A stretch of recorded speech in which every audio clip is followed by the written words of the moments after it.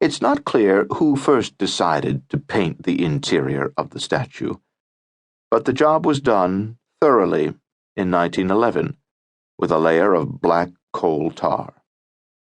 On top of that, some other copycat in 1932 slathered a layer of aluminum paint, and someone else in 1947 added enamel paint, specially formulated for removing graffiti. Before Moffat arrived, at least 6 others ordered a layer of paint thrown on top of the others for good measure. Intent on preserving the statue, Moffat followed their lead. One of the first things he did as superintendent was paint the inside of the statue with a light green lead-based paint. Where there should have been a sign that said, "Caution, high corrosion risk," there was just layers of paint. All of that paint was almost as thick as the copper, and unfortunately had trapped water between the iron frame and the copper skin, exactly what Eiffel and Bartholdi had wanted to avoid. Water between the copper and iron was as bad as having the two metals in contact with each other. Hence, one of the American team's first discoveries. The statue had become an enormous battery. As a result, corrosion had produced a lot of wastage, and in some places paint was the only material holding things together. The French half of the team, meanwhile, began collecting scientific rather than historic data. They installed wind gauges on the outside of the statue, and 142 strain and acceleration gauges in it. They installed carbon dioxide and humidity gauges inside, too, to measure condensation from the breath of millions of visitors in an enclosed place that, in the summer, regularly climbed above 120 degrees.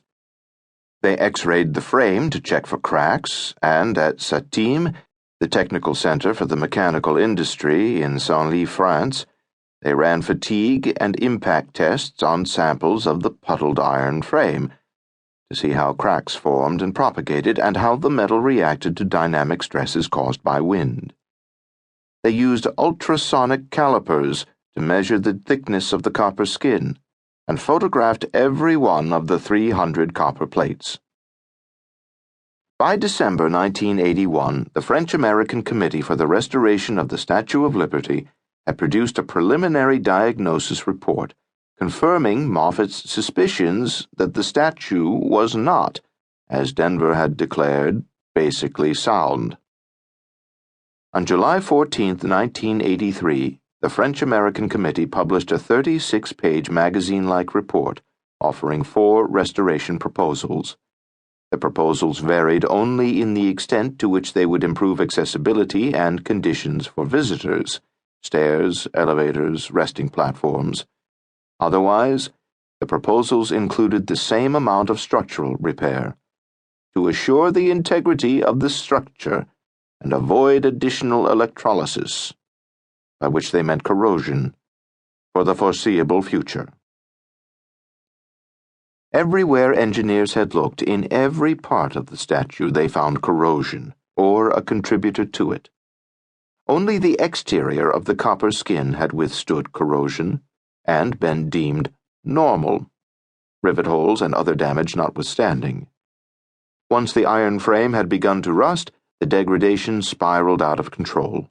When a spot on the frame rusted, it swelled and inhibited movement of the flexible joint between the copper skin and the iron frame, which was there to allow for the slight expansion and contraction of the copper, which then warped the copper and eventually pulled rivets out, putting yet more strain on the copper skin.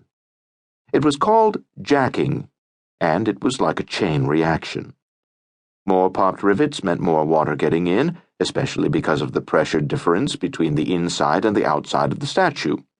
Lady Liberty almost sucked water in. 1/3 of the statue's 12,000 framing rivets were loose, damaged, or missing, and more or less half of the frame had corroded. The asbestos insulator, which actually wicked water, exacerbating the damage, had long since disintegrated. As a result, some of the ribs in the frame had lost 2/3 of their thickness.